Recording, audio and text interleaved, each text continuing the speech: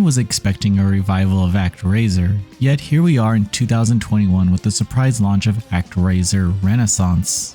This new release isn't exactly a sequel, nor is it a faithful remake of the Super Nintendo classic. Instead, it's more of a modern reimagining. Although primarily based on the 1991 original, this iteration takes its fair share of creative liberties with the presentation of the game design. For better or for worse, it changes up several aspects of the experience and adds several new ideas of its own.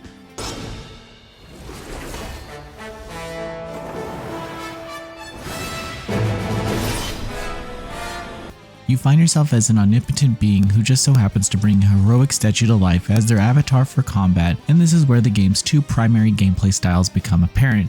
You're first introduced to a pretty retro but tight 2D action game, and then you're presented with the God Simulator where you're tasked to guide a new civilization. The opening sequence is misleading because the first action stage greets you with epic dueling guitars and concludes with a pretty cool boss battle. Then, however, everything comes to a grinding halt as your angel companion starts talking and talking some more, before you realize it's not planning to stop anytime soon. It almost feels like you've been tricked with the premise of fast-paced action game only to be bogged down with endless tutorials and text as you slowly learn the simulator elements. To be entirely fair, the original SNES version of Actraiser did indeed have the city building elements, but this was paced so much better, and players could jump into the action stages in no time. In the Renaissance version, pacing comes to an absolute snail crawl with numerous text interruptions, most of which are utterly dull dialogue. Ultimately, it'll take you forever and a day before you can jump into the second significant action stage. What truly pads on the pacing are the new tower defense segments, and regardless of whether you enjoy tower defense games or not, you'll likely want these segments over and done with as soon as possible.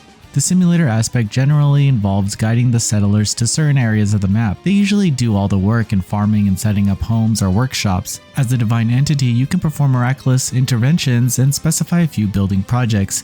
As the population grows and new structures are built, you are able to recruit heroes and enhance your defenses. While the settlement is usually under attack from flying creatures, the real test comes from the tower defense segments where hordes of enemies will want to destroy the holy temple. These segments are frequent and hectic, and you'll honestly bemoan whenever it's time to defend against the next enemy horde. Occasionally, these simulator portions will allow you to step into an enemy portal and destroy the enemy spawn source. These brief segments are over before you know it, and then you're back to the grind of doing whatever is next on your list of god chores.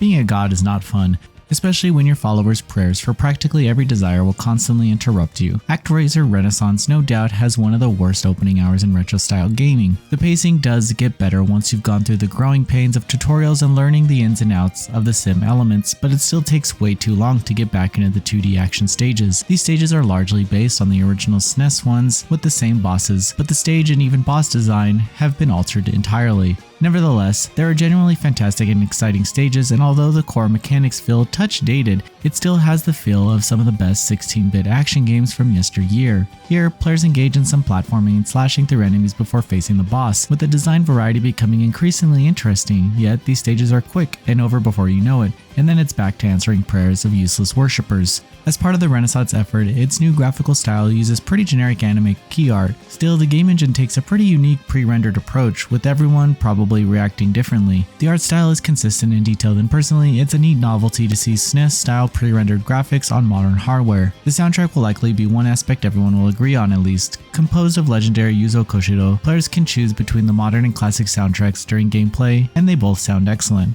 Even back in 1991, Actraiser was up against tough competition, but it did enough to stand out and become a classic in its own right. In 2021 though, the gaming landscape has only become more saturated with far better 2D action experiences, and so Renaissance isn't exactly an easy sell here. It's commendable that the game has so much depth and substance, yet its needless additions to the core experience make the action and simulator elements feel like two completely different video games hastily taped together.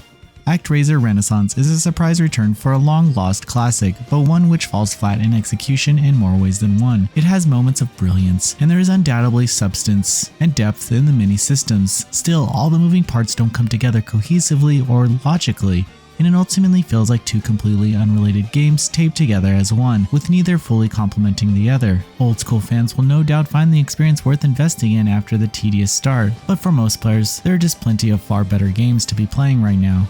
Noisy Pixel is giving Actraiser Renaissance a 6 out of 10. Thanks for watching. Please read the full review at noisypixel.net. Noisy Pixel is run by a group of gamers who work hard to deliver news, reviews, previews, and more. Please subscribe to keep up with all our future content.